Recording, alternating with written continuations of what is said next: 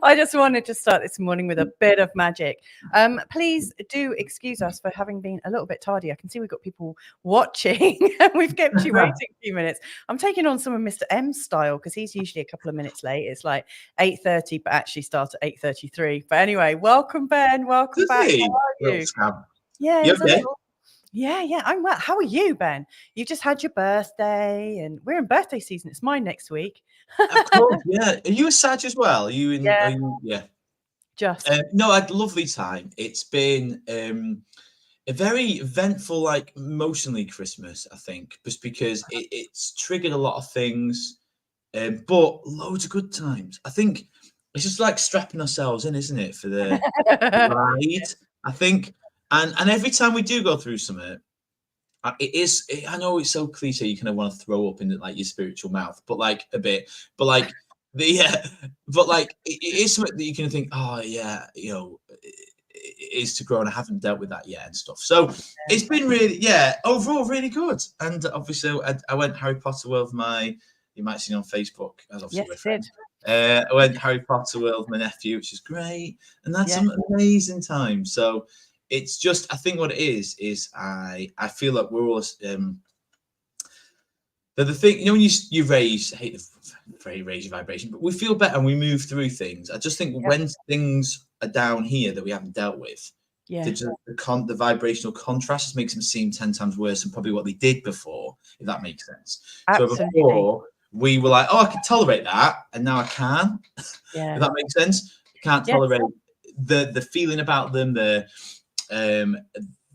how it makes me feel. I'm like, no, and I think we've got more vibrationally sensitive, I think, and that's where well, before I think I said this before on probably Carl's show, but when I used to work at Ponty, I used to work at Holiday Camp, and I used to obviously live on like 4p a day, so it was literally like pasta, tuna pasta, and then I'd go home to my mum and dad, and of course I'd be getting like salmon, peas, like cooked dinners, you know what I mean? And then I went down to the pasta again after like a week's holiday. I was like, do you know what I mean? And it didn't appeal to me the same. It made it really bland. And I think that contrast of having real good cooked food, and I think that's where I feel I'm in the forever process. And I think when we've had a few chats in the past few weeks, it sounds like my life is really bad. My life is not really bad. It's sort of like we said, the conversation's been about vulnerability and just being honest with how we feel. And I think that for me is just the things that the tuna pastas that I've put up with before, whether it's things to do with me, things to do with other people, I just don't want it anymore. Do you know what I mean? And I think that's where that's where I've probably been. No more tuna pasta, or I don't want it. Do you know what I mean? I love that. Right. That's an interesting introduction, because that really ties in with our show, because we're talking, this is like part 3 or 4, because you and I meet up quite regularly, and I've written it down as part 3 of becoming unapologetically you. It's a bit of a mouthful. And we want to carry on talking about finding and sharing your vulnerability, because we've touched on it so many times. And, you know, one of the things I want to appreciate about you, Ben, is that you're a new dad. Like, you've got a puppy or a dog that you're learning to live with right now. That's one of the most exhausting experiences anyone can go through. It's like having a new baby or having someone new come to live with you. It's exhausting. I didn't realize, and don't regret it for a second, but I did. I must admit, I didn't realize how hard mentally it would be, because he had to be new to this. So I've had him 8 weeks now, 8 weeks, and I remember a friend when he said he had his first kid, and he said there was just always a low level anxiety there. Are they still alive? And I think the same with the dog. Like, when I'm watching, you know, and he hasn't been very well. Like, he got neutered 8-9 days ago, and he's just stopped eating a couple of days ago. And it's because I think it's because he's got a cone on, he can't run, he can't play, he's a border collie, he's a working dog, so he needs to do stuff. I can't. So I thought something was up with him. And then then I got his like toys that were banned because of his bits being repaired. And when I thought, right, I'm just gonna try it, and that was it. He was like a new kid again, running around, and he was fine. And then he's just gone back to not eating. So I'm taking him to the vets today after this call. Yeah. But that constant worry, where I didn't have that before, like that, and not worry, that constant thinking of someone else, and that it's out of my control. And I think that's been mentally the hardest thing this Christmas is it sounds so like woe is me, but I'm so used to just dealing with me. Yeah. When I can't talk to, I don't know what's wrong. I can't explain. Look, mate, if we are going to go for walkies, but we need to eat this food first, or I can't. And in some ways, he's teaching me. He is a big gift. I'm not gonna lie, it's been really hard, but he's teaching me like unconditional. Really, I can't control him. Like I cannot say to him like an adult, right, come on, mate, eat this and we'll go for a walk. Or why are you feeling ill? Or why aren't you eating? Tell me. It's just like, just looks at me like, don't eat it. And just walks off. It's very different to the Tamagotchi pets that we might have had when we were like teenagers or even small children. Those like electronic pets that you have to feed and water at a certain time. All you have to do is press a button. And even then I killed it. But I do remember the anxiety that I had around killing an electronic pet that didn't actually really exist. As a fellow parent, I can absolutely attest to the worry that you feel. It's terrifying, and the fact that you can't like talk to him and hear what's going on for him. So that's a whole new level of vulnerability and sharing that you're finding, I'm guessing, right now. You feel more vulnerable. I think that's why I said we want to do unapologetically yours, and I was thinking about it in the shower before I will come on air, and I was like, the thing is, it's the authenticity that brings people together, isn't it? Like, and I know a lot of times we've been talking in the last few episodes about sad things in our lives, which of course is what brings us together. Our fears, our have we spoken about sad things? I can't remember. Well, just things that trigger us, isn't it? I think, or just where things haven't gone well, and I've got loads of things. Yeah, I think we all have. But then I think we also the good things bring us. I think it's whenever we're genuine or authentic. That's when we build connections through love. So like we said before, when we're authentic, when we meet someone new and we kind of chat all night and you feel like you know them on a deeper level. We've said all these things, with partners, with friends, that's why in some ways when you see intense situations like, you see them on reality TV shows where they become really close really quick. Same with me when I worked at Pontins, of course you were rep. So when when you work abroad, because all you are stripped away. So all your friends, all your comfort blankets, all your routines, you literally go to a new island, literally like a new world. And you go to a new world, and then the people around you become everything. They become your friends, family, lovers, and so you build that bond with them. And that's where you can see in reality TV shows. People go, "Oh, there's only a show. Why are they crying?" I'm like, it's been like Pontins and Repping were like a reality TV show. And I think because in some ways we're starting afresh, aren't we? We're ripping off the old us. Because I remember when I went to Pontins, I'd just come out up north. So I was about 19. I'd just come out. So everyone saw me as, Ben that was not straight, now bi or gay. But like, that was still new, that transition. When I went down there, that was me. So it was a new start. No one knew me as straight Ben. And I think that's kind of similar to kind of where we're feeling at today. Like, we have a lot of these who we are, like I'm Ben or I'm Louisa, and this is who I do, and this is I'm an astrologer or I'm a mindset coach. But if we kind of went to a new island, would we be? And that's what I think is a good question to ask ourselves, isn't it? Like, would we be the same if we knew started repping again and no one knew us? Would we be the same? That's a question I'll put to you. Well, I will take your question and I'll answer it because I love that question. One of the things I've loved about living in different countries, in particular in my early years, no offense to Carl who's watching, who may well join us. You never know when he's going to hop in, and you're very welcome to if you'd like to. like you go to a new place and there's a new context for you, isn't there? So like you were 19 when you went to Pontins. When I was 18, I had a place at university, and at the last minute I said, I don't feel like this. And I packed my bags and said, I'm off to France. Yay. And my mum and dad were like, you what? And so I didn't know where I was going, but I packed a bag anyway. And I used a pendulum over a map to decide where I was going, and just was very sort of carefree. And all of a sudden there was Louisa from Kent, A-level student, had disappeared. And all of a sudden I was just this person, just wearing like shorts and DM boots and just feeling really comfortable. I was a bit like Tank Girl, Thank you. and because I had no like real structure around me, I found myself on a campsite and just got chatting to people in the way you do. And within 2 days I had work. And so I became a rep for Eurosites, which, are based up north, and met loads of incredible people. But of course they didn't know me. They didn't know me from before then. And I noticed my accent changed a little bit because I was around northerners a lot. And so I stopped saying path and started saying path and grab. Good. And that started a bit of a journey. When I went and lived in Bali, nobody knew who I was. Like when I was in the context of being in the UK in my 30s, had a business, had a house, which I later sold, but didn't have the sort of commitment or connection in a relationship that I was really hoping for. But like being in the sort of narrative that we grew up in, I felt quite vulnerable, because I saw, people from school, I, saw people that I worked with who maybe were already in that stage that I wasn't at that time. And I found it really kind of, I don't know, difficult to really be myself, difficult to just be okay in myself. I was always comparing myself, I guess. And the freedom for me about being in Indonesia was that there were really no expectations on me at all. I could just really do what I wanted.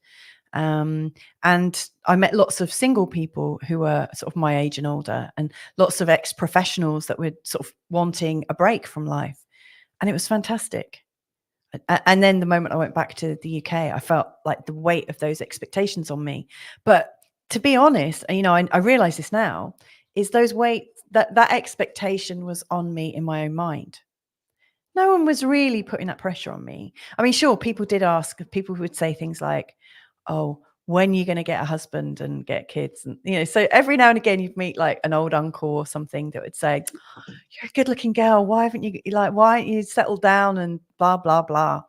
And I think you can forgive people for asking those questions. But, at that time, I took it all really, really personally. And, didn't know how to answer it because, in answering that question came a big vulnerability, the question of, yeah, why? Why am I on my own? Sure. It really was a strong vulnerability for me. I felt terrible. One of our stories, we are very similar in a lot of our ways. Excuse me. And so firstly, yeah, going away, it's funny how you have them, you can be you, and then you come back, and then you realise it is just the own pressure in your own mind, because deep down, excuse me, that if you on a, most people that say the things they say, especially family members, when you're that uncle, are out of love. Yes. Because they think that, well, if you get a job and a husband and wife or whatever, and you then you're happy. So when I started to kind of realise a lot of the questions I got were out of love, like one of my aunts and uncles is very hands-on with my life. Always asks how my business is going. I'm like, shit. No.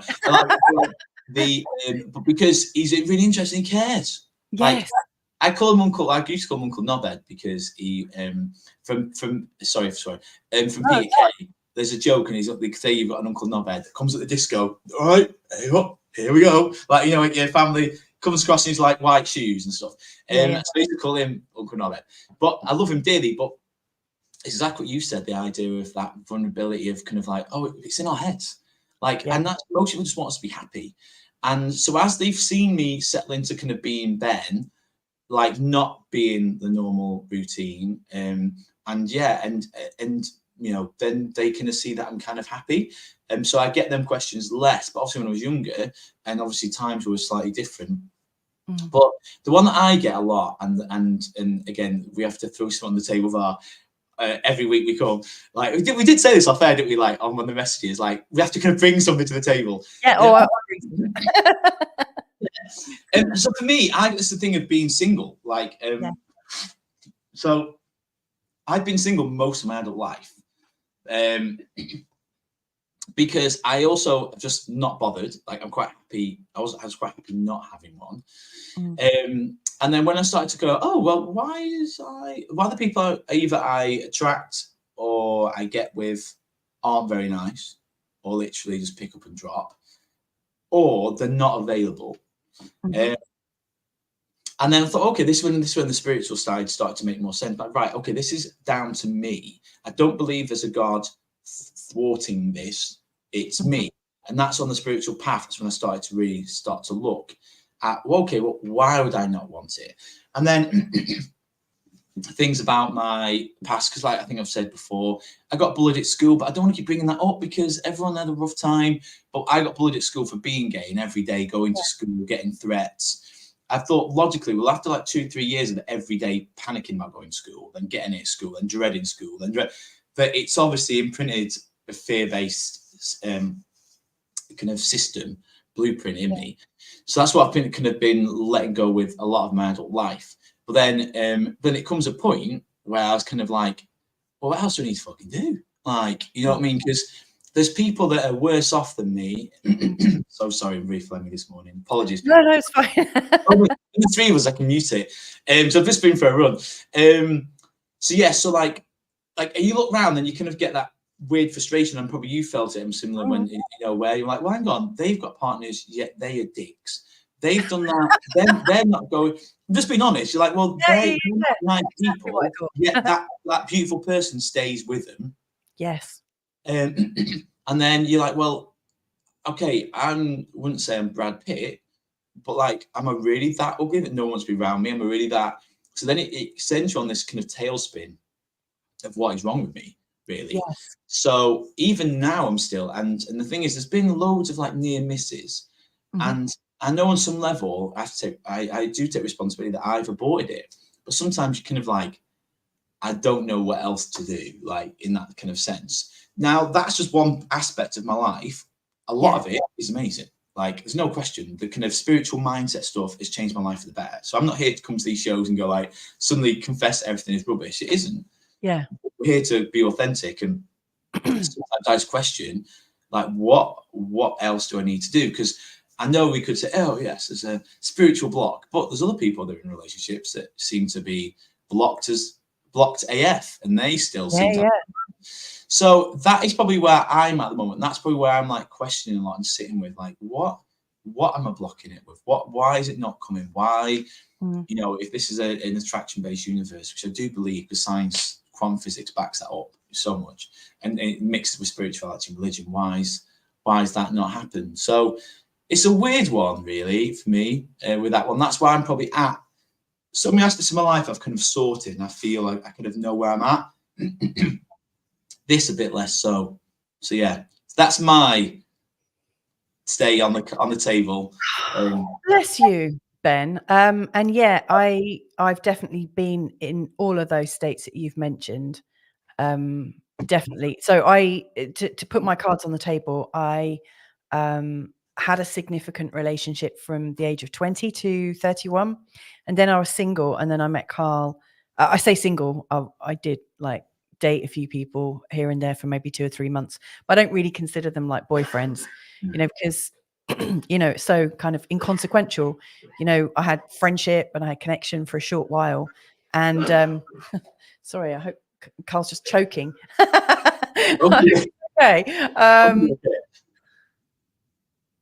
Let me know you're alive. So yeah, then I met Carl when I was 36, and then all of a sudden my life really kind of took off and really changed shape quite considerably. So I was single for 5 years, 5.5 years or so. And during that time, boy, did I put myself through the emotional ringer. And of course, this is one of these places, I think, where sometimes spirituality can be used as a stick to beat yourself with. Yeah. because you do look around and you see other people for whom it's happened for in the way that you hear about, oh, this is what happens, boy meets girl, or boy meets boy, or girl meets girl, or whatever, like all sorts of girl plus girl plus yeah. These relationships happen, and you look at it from the outside and you're thinking, crikey, am I uglier? Am I less attractive in my personality? What is it? And it's really easy when people ask you those questions, like, when are you going to settle down and stuff, that you turn that internally. It's really, it's difficult. I don't really have an answer for that. I really, really don't. But I can talk about what happened before I met Carl, because I did really change how I was thinking about myself. But I wouldn't want to say that that is the answer, because I know other people who've done exactly the same and it hasn't happened for them. And then again, it becomes like another spiritual principle that might just turn out to be a bit of a dead end on somebody's journey. And it's hard. interesting. What triggered, like, what not triggered, what share was for was because you said about how people go, oh, why are you still single? And it was that really triggered me, because I'm like, I don't know, because it was more of an embarrassment, I think. Yeah.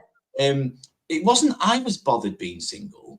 It was just like, I'm like, oh, I don't know. And then I remember one week I had it, 3 people asked me, what is going on? Why have you? And I'm like, in some ways, I'm like a blame. I'm like, well, I don't know. I meet people, and you're right. And also as well, this is where I think the spirituality belief and law of attraction, where I've started to really see it more. Like, I remember reading somewhere that people think, you've got to be happy to have a partner, you've got to be happy to have money. You haven't. I know really miserable people that are in partnerships. Yeah, and really miserable people that are rich.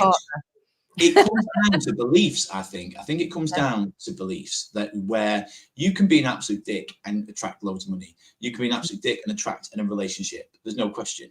So this is where I think this kind of myth of, oh, you got to go, be love and light and you'll get everything you want, is a myth. I think it's just down to actual science, which is what you believe. That's it. Do you believe it? Love. I mean, we've talked about before about the idea of the mindset stuff all backs us up. Like, I think it's a Bader-Meinhof phenomenon, where you get a yellow car and you suddenly see yellow cars everywhere.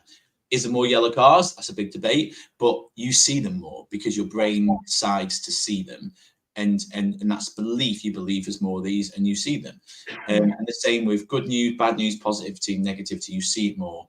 So just from a science point of view, I think it's only 2%. No, it's a very small percent of reality that we can perceive. I think it's 2% of total reality. Like, that's they're guessing. And what's going on around us, we only perceive 2%. But even less than that, like in our periphery vision, we only gauge, a lot of that's made up because it focuses on here.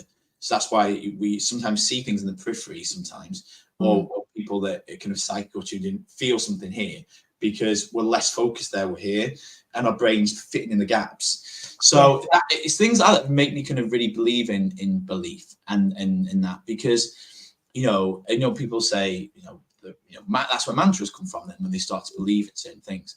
So for me, that's where I've come with it all. I don't think it's kind of like you've got to be happy to be rich. You don't.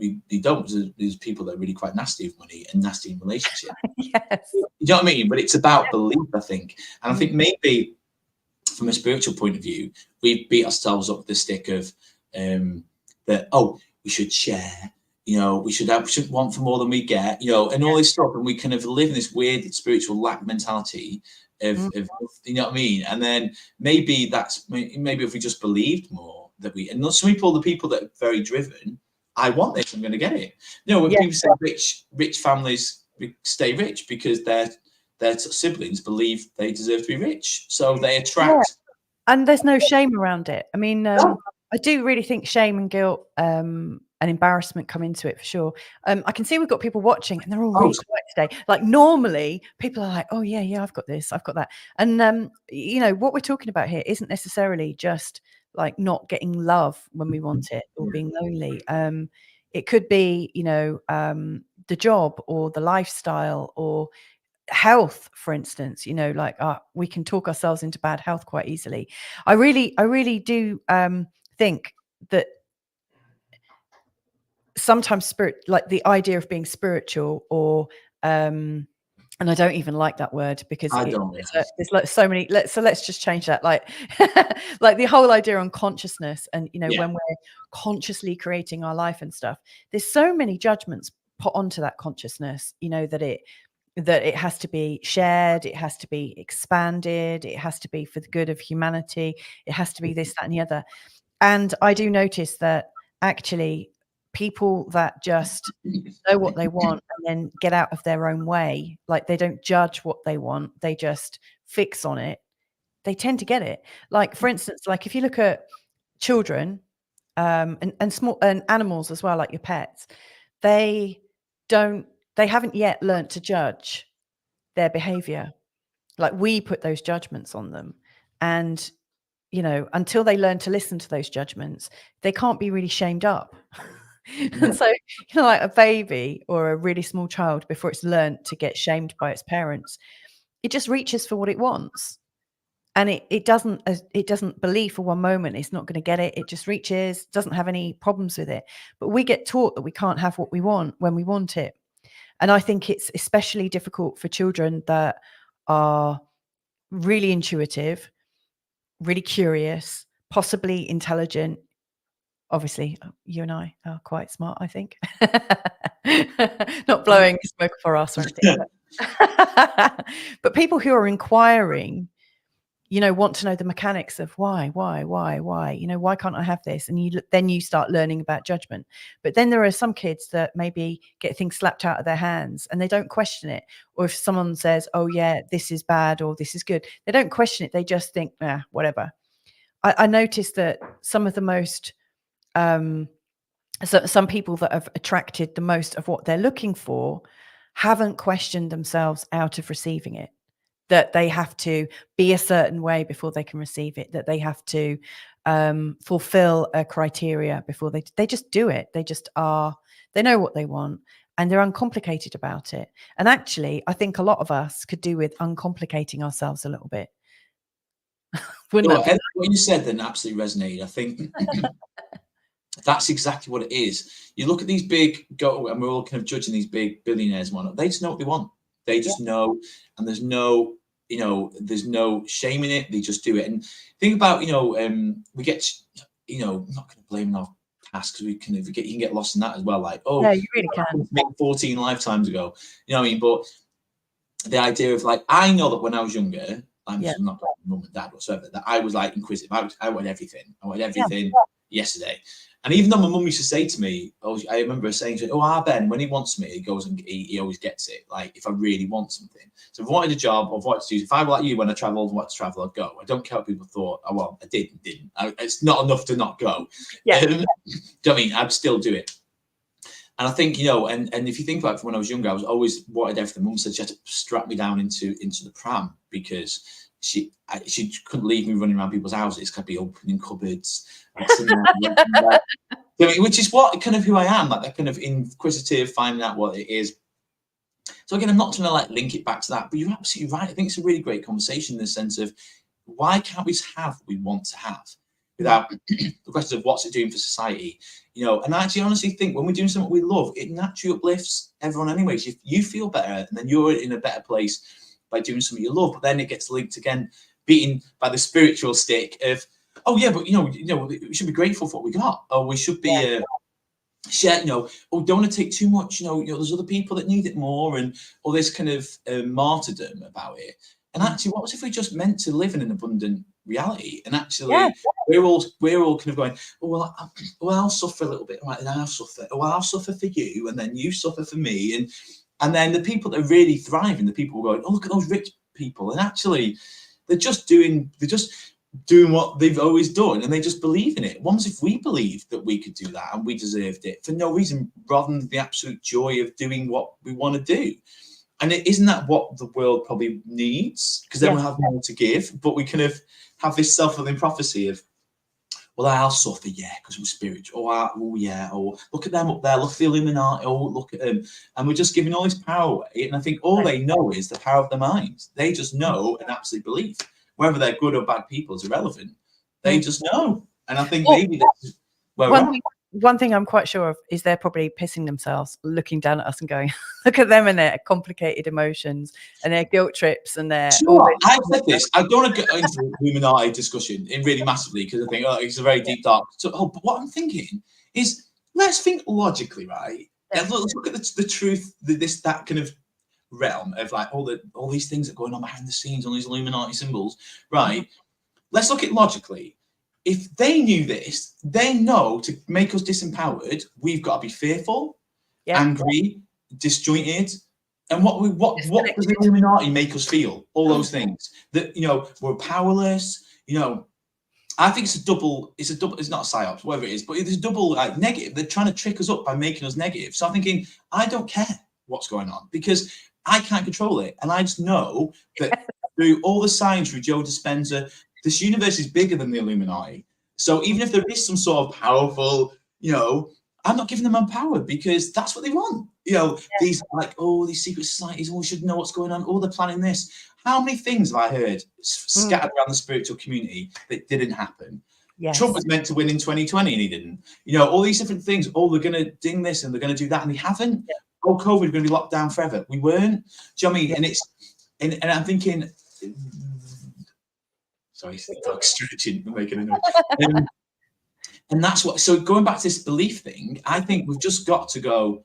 Do we believe this? Do we believe that I've got the power to create change? And I genuinely think through science we've got to drop this spiritual.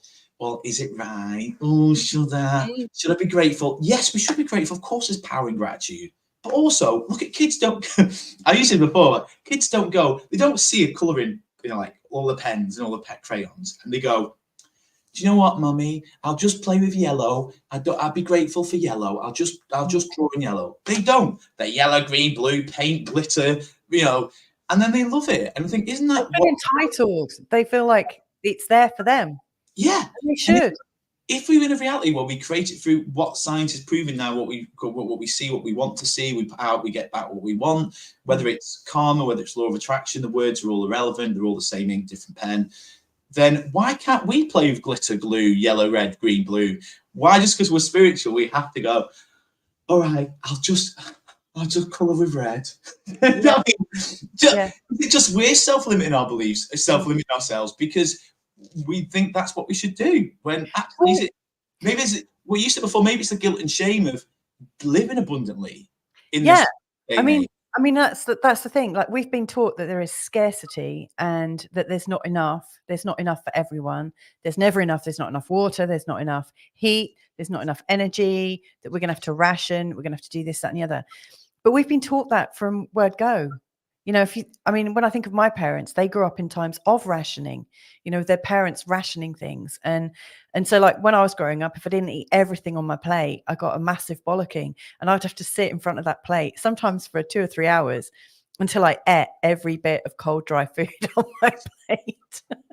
Because of the whole idea of scarcity, you have to be grateful. But like that forced gratitude is really quite unhelpful. We've got a couple of comments from Sarah, and then I want to bring Carl on because Sarah's saying, hey, there are tons of distractions to keep us from our path. I recall an expression from somewhere: if you don't program your own brain, your environment will do it for you. Oh my God, yes. Oh, and she's also said, morning you two, a little late here but great conversation. And then she's followed up with, yay Ben, if everything wasn't here for you, it wouldn't be here. Oh, that's a nice thought. Not thought about that. I love that. Right, let's bring on Mr. M because I can see he's really wanting to join us. I attract Mr. M in. I always he can't stick. Like, come on, cocker. There you go. You got and some I've got sound a now. microphone as well. Amazing. Yeah, I know. Incredible, everything. I like. Was that your man cave? Have that been gender? It does look like a man cave, doesn't it? Yeah, it's a man corner. Those relationships you're talking about where someone suffers quietly. That's me over in man cave corner. He doesn't believe he can have his own little man. That's right. In fact, it's a mankini because, like, in some languages have they little endings on the end of words, like chino or ini. It's my cavini. Mankini. I'm trying to see what's in it. You've got a little, like, if it's playing like spotted, you've got a dictionary, I think, whiskey, big dictionary. Why? Is that fortified wine? Can I read that right? These are all Portuguese wines and these are books that people have given me. My book collection is mainly made of books actually given to me by authors, which I like. And yeah, I can drink Portuguese booze and try and read in this corner in this corner of the room. Lovely to see you. Great conversation. And you're right, attracted into it by the wonderful things you've both been saying. Where do you want to add? Well, I was thinking, you know, I've been spent in the way that Ben, you said you spent a lot of your life single. I've spent most of my life in relationship. I mean, if I'm single for more than about 10 minutes, I'm really, I have to take massive action in an Anthony Robbins style. And I'm a serial relationship person. And I've never, and I think you're absolutely right what you both said. It's like where some people laugh at other people for not having any money. You know, I feel like that, not laugh, but, you know, like can't understand it. You know, why are all these poor people struggling so much? You know, there are wealthy people like that.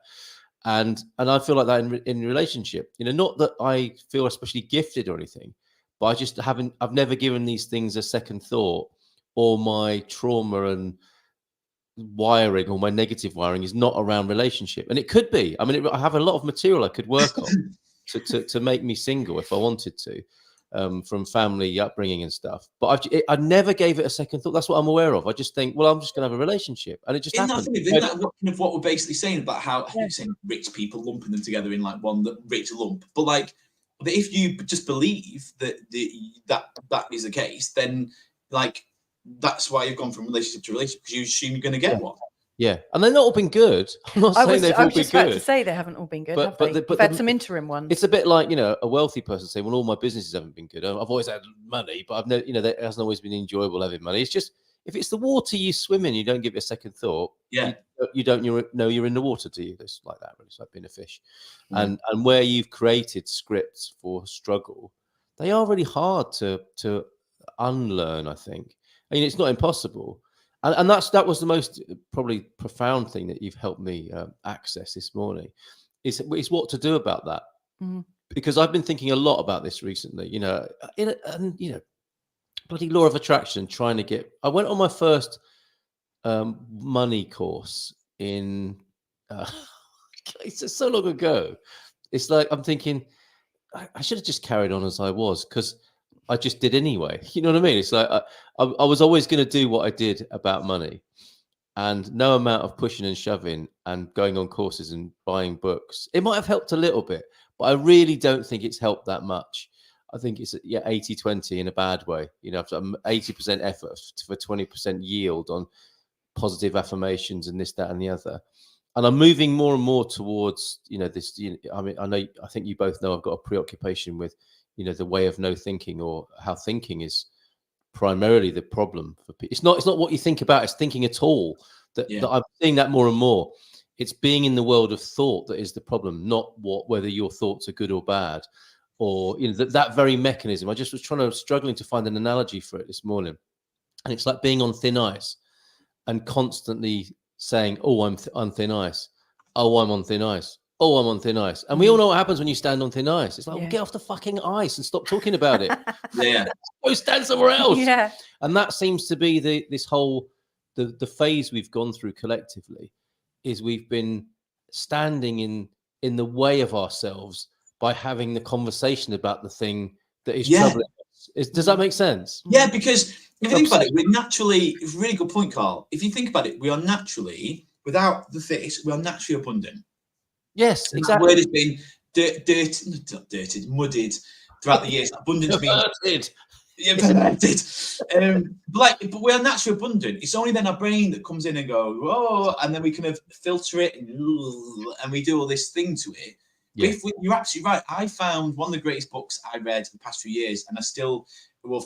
It's called The Greatest Secrets by Rhonda Byrne, who did The Secret, and she wrote The Greatest Secret. The one with the beautiful big hair. Beautiful blonde hair, yeah. She's but what that I'd already started reading some of the books similar when she was talking about exactly like this, Carl. She was saying that when we're aware of our thoughts, they lose their power.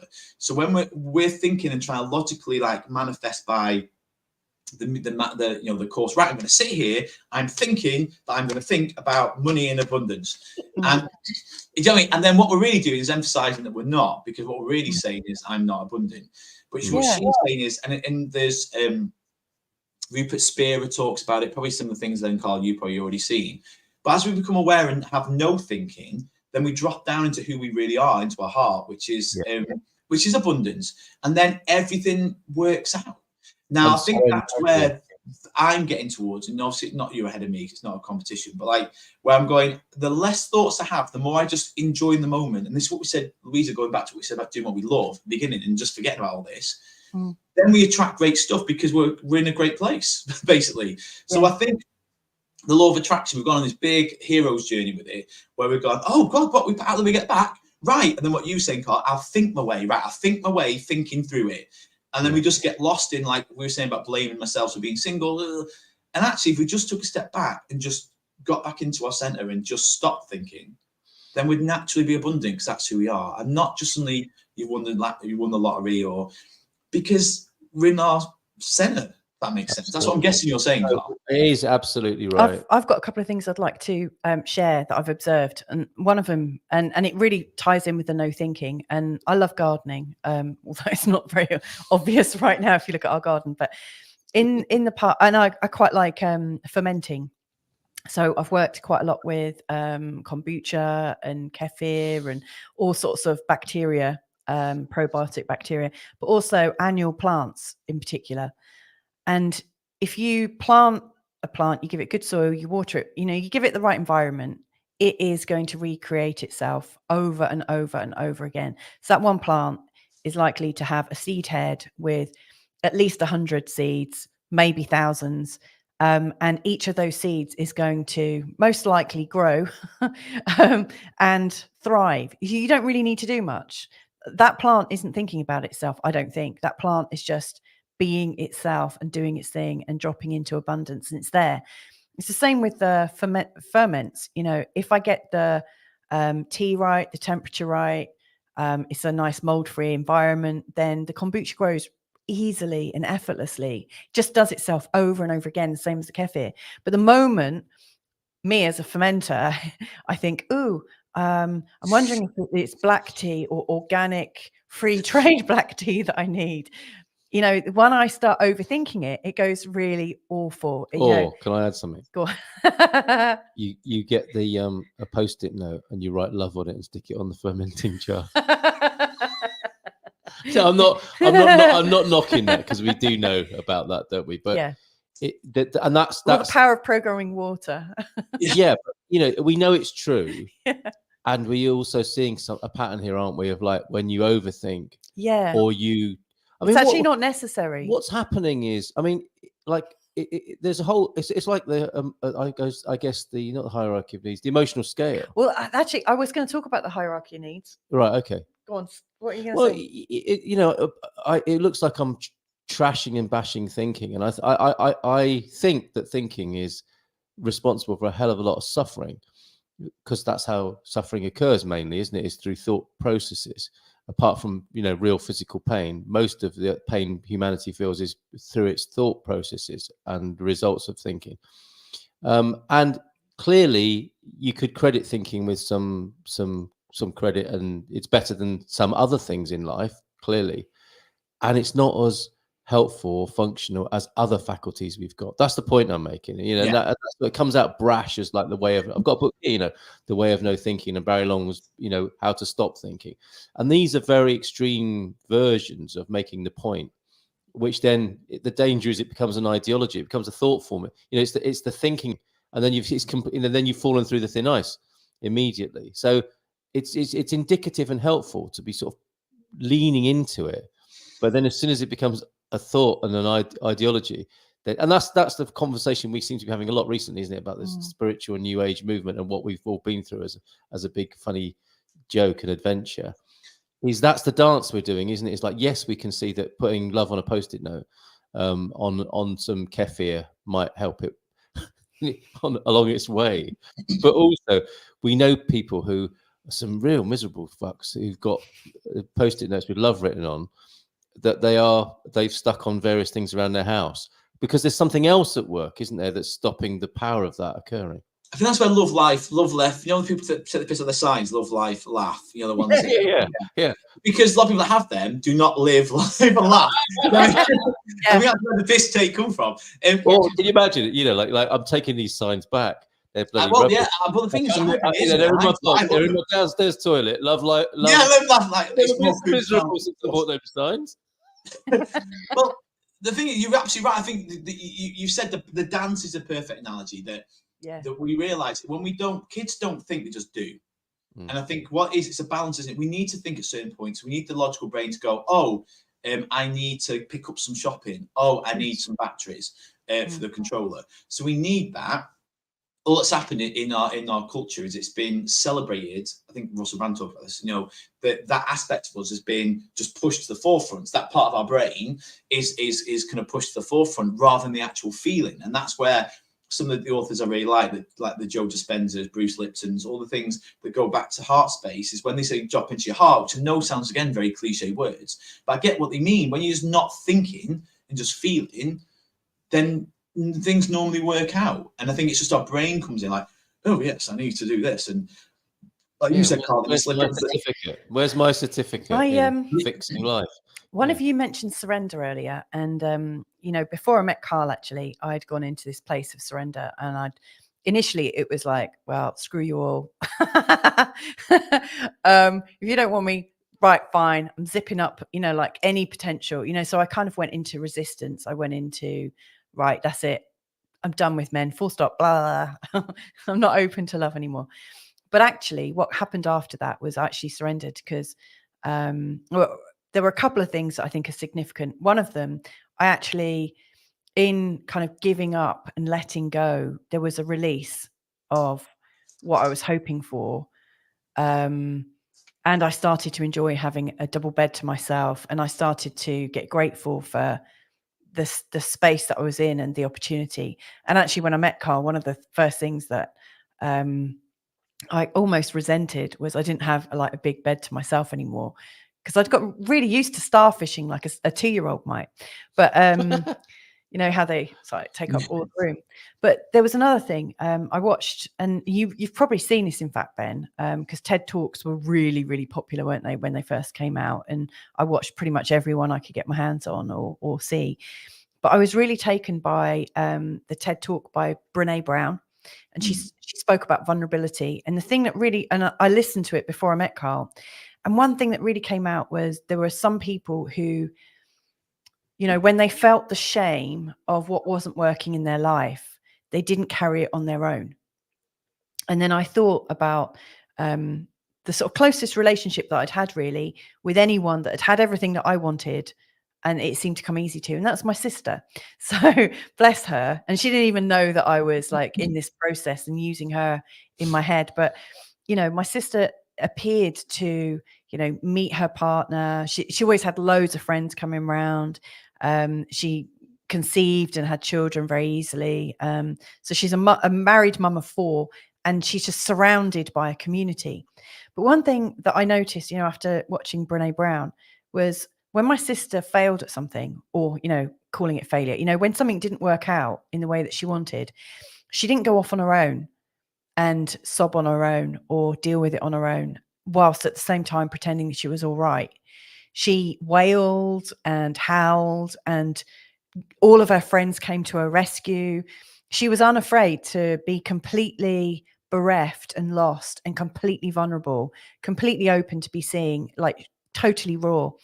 And I understood then that people got more of her. They saw the truth of her at some level. She was unafraid.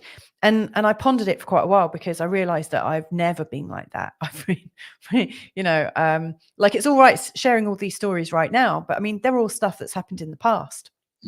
You know, when things go wrong now, do I actually cry to anyone?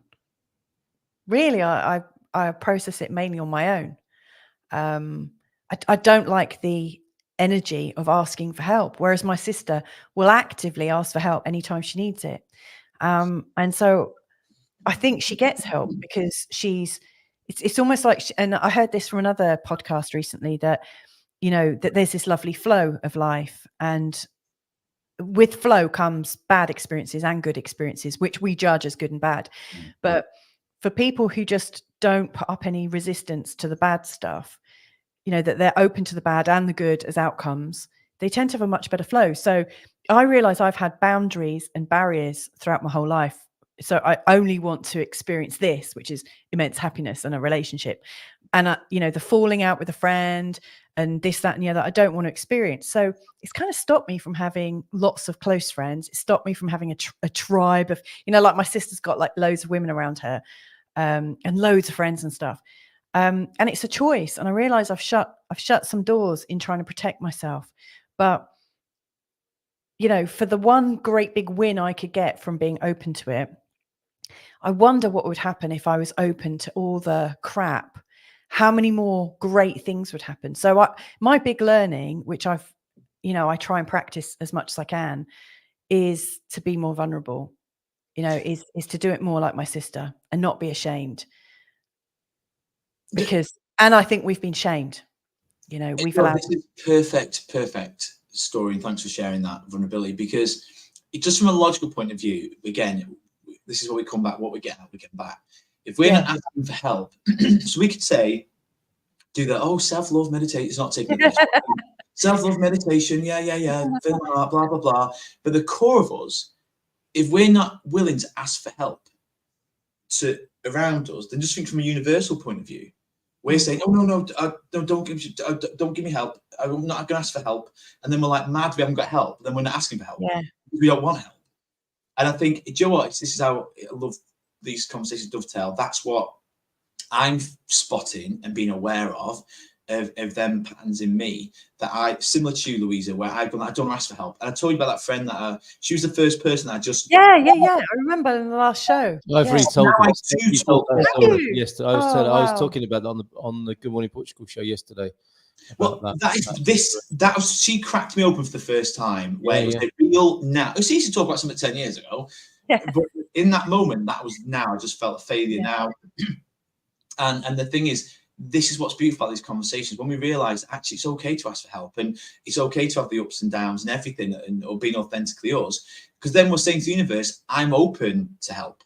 At the moment we're saying I'm not open to help, so then the universe isn't helping us. I'm like, well, I'm all by myself here.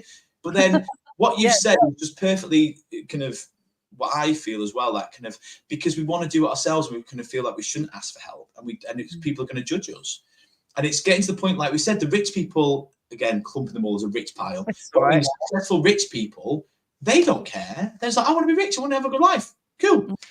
But we're going, but I don't want to take too much. So then we get that exact reflection back. Do you know what I mean? And what you said there is beautiful, Louisa, and I think that's what I can empathize and totally get it. I'm opening up more, because even then I feel like, if I tell people I'm not, like, even coming on this show, I'll probably be the most authentic on this show that I've ever been. Because I'm thinking, but I should be teaching this if you can hear those devils in your head going, you shouldn't be teaching this stuff if you're going through this still. Do you know what I mean? You should be like super zen and super know-it-all to come on and share it. But exactly this, that I'm realizing this is part of me asking for help. Part of me saying, I don't know what to do on certain aspects of my life, because certain aspects are amazing. That I know certain things have changed through thought and through no thought. Things have shifted. There's no question. My life is better than it was 10 years ago. 100,000%. It's like the little bits, like what's going on here? Why isn't that changed? Why isn't that changed? But I think the big one for us, especially as Louisa, is asking for help and being vulnerable. That it's okay to go, I'm scared. And your sister is a perfect example. Like the kids going, I can't have this. And she gets it, because she isn't afraid of that. But we're afraid of it. And the question is, why are we? Yeah. Is it though? That's what I want to ask. Well, I want to ask is the question why? I want to ask a question. Well, not ask a question. I want to share something about, like, when I reached out to Carl, it was, I reached out to him on social media because I thought we could do some work together. It wasn't, it wasn't because I thought we might end up getting it on. But Carl's response I'd been single for 10 minutes. I was ready to start a new relationship. Carl's response to me, it was really clear that he was on a different track, and he was unafraid to let me know that he thought I was nice and that he wanted to get to know me in a different way, Especially in a way that I would never have done, ever, not in a million years. And if he hadn't have done that, we wouldn't. See, that's the interesting thing. I totally forget about that. So did I. But my dad and my stepdad taught me some unashamed mating and mate attracting techniques. They were. I mean, I just in many ways despised what they stood and stand for in relationship to women, but clearly some of it was imbibed by me in the way that, you know, you notice, don't you, in society that the children of the wealthy are more comfortable with being wealthy because they don't know any different. Yeah. That's why it's harder for poor people, isn't it, to become rich than it is for.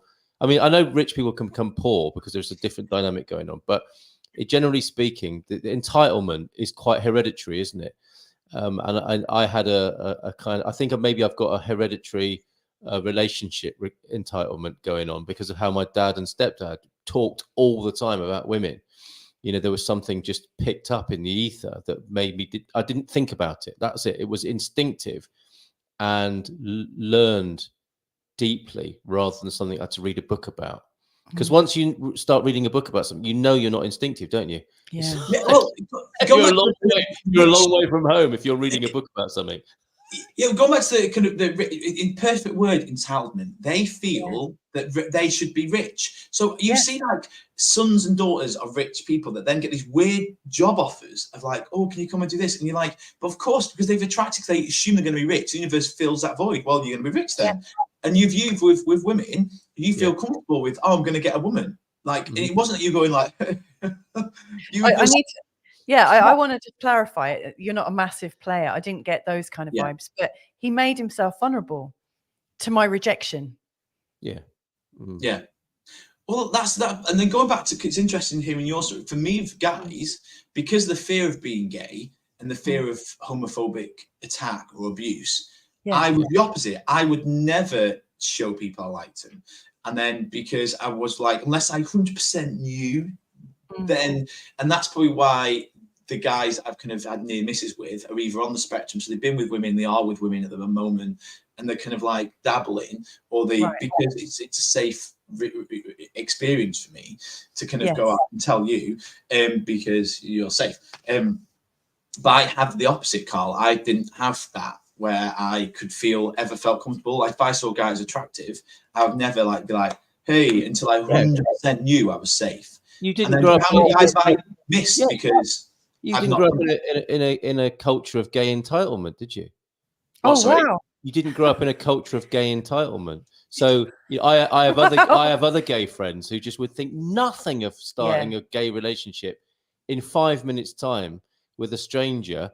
I mean, we've got friends, haven't we, who are just so happily gay and sexual. Yeah. And because that's the water they've been swimming in for the last 30 years or something. So they don't even think about it. It's just, they'll stop talking to you because a buzzer's gone off in their pocket because somebody is 25 meters away who they need to speak to. This is the entitlement thing, isn't it? It is about entitlement, isn't it? And there's a kind of political entitlement that is very unpopular at the moment, but there is an aspect of entitlement which is a lot of what we're talking about, I think, and how the mind and how our human faculties work. If they are entitled and they're not rational, they're very much more powerful than having to be rational and conceptual and read books about things. I know that you need to run off, Ben. So I just wanted you a couple of minutes. I was just going to, but it's such a good conversation as always.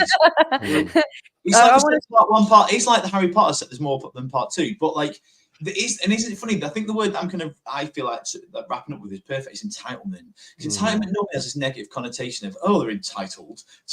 But actually, if you're entitled to have, if we were entitled more to our things that we wanted, and we just assume that's going to be the case without any judgment of what people think, what I should be doing, other people are suffering around the world. Why should you be entitled? Well, me making myself unhappy is not going to make other people happy. Me making myself sick is not going to make other people weller. It doesn't mean I don't care for everyone else. But is it an inside job? Is it this the biggest trick of them all that we're there fussing over everything else? And if we're happy, then of course. I mean, Joe Dispenza says this in his, if we're happy, we'll give. We'll give whatever we want. But if we're giving from a point of emptiness and we've got nothing to give, and we're all martyring around each other, trying to be martyrs, But I think you're absolutely right. Perfect word is entitlement. Like, You know, it's so funny. I had a virtue signal. I'll be quick because I know you need to finish. But I had No, I've got another point. a virtue signally political person who sent me this tired old trope meme thing of like, why do British people call themselves expats and other people in a foreign country call themselves immigrants or foreigners? And I said, is it self-respect? Because I've completely changed. I used to be really embarrassed about this. I'm just tired of this conversation now. I'm happy to have it, but I don't like the shorthands and the virtue signaling. Let's have a proper conversation about it and anything else, rather than just beating each other up with ideological virtue signaling. And I out of nowhere, I just said, well, because they've got self-respect. And they said, well, it can compute it. And I said, well, other people call themselves foreigners. And I said, it's because they've got low self-esteem. And I was joking. But it's to do with this same thing, isn't it? The more entitled foreigners do call themselves expats. Yeah. And people who feel very embarrassed about being in someone else's culture and sorry for the history of their people and all that. It's like, make a big deal of like, I would never call myself an expat. I'm a foreigner. I throw myself beneath you so you can stamp on my head and punish my people, you know. And it's like, okay, well, what's really going on here? That's the important thing, is what's going on here? What are the real dynamics here beyond the virtue signaling, beyond the ideology, beyond the rational mind and the concepts? Wow. I want to just share a couple of things from Sarah. And then there was another thing I wanted to share, but I know you probably need to go. No, I love it. I never want the show to end. We could chat for like 4 hours. Like, It never ends. Well, anything we don't touch on, we can like just do next part 4. Yeah, of course, or part 5. Sarah said, wow, Louisa, that was so amazingly expressed. I think that's when I was talking about my sister and what I realized from learning. Thank you so much, Sarah. Now, in the past, I'd have been a bit embarrassed to put that up about myself, but thank you so much. Now, Sarah says, how much do we cut off our receiving when we want to run it all through a filter of only the good allowed? Yeah, that's such a big question, such a good one. I'm going to star it so that we have it as the end titles go. Now, there was something about entitlement and that, you know, some of the wealthy people, like when they get to the top, they're able to share, you know, and I guess I was always raised with this idea that like money was the source of all evil and all those kinds of things. And I really did see it as something that greased networks, and maybe it can be used that way. And we certainly see lots of examples of it being used in a bad way. We've already mentioned the, what's it called? The triangle. Hierarchy of needs. The hierarchy of needs. Okay. Well, there's a load of us that have been taught that getting our needs met is really erroneous and kind of selfish and blah, blah, blah, blah, but that we must be pious, or that we must be good, we must be spiritual, we must be this, that, and the other. And so there's a whole bunch of us that have actually just gone straight onto the apex. Oh, I might get like told off, like someone's like, oh, she's doing symbols.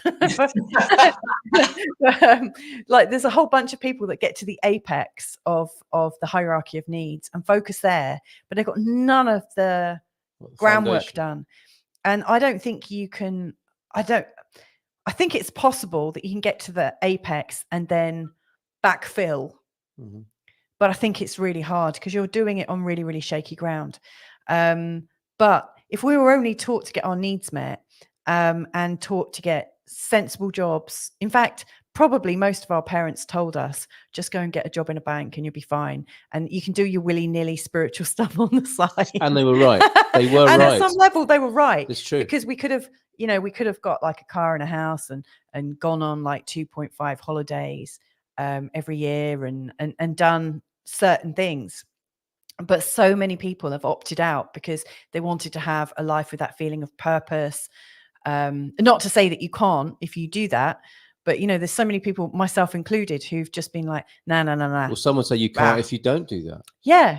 I mean, I guess what I would like to be teaching our kids is it's important to get their needs met right from word go and to model that so that they have no... Instead of making the show too long, can I suggest a show title? Do we have to get our needs met to be successful human beings? Perfect. I would love to discuss that because, you know, what you're talking about to me is, again, having the conversations. Because getting a job at a bank and which I did, by the way. you know, it doesn't have. If the important thing to me, it seems, is if you talk to a kid and you can tell they're struggling with the idea of working in a bank and settling down because their dreams are not going to be met or something. It's really important to have a conversation, isn't it?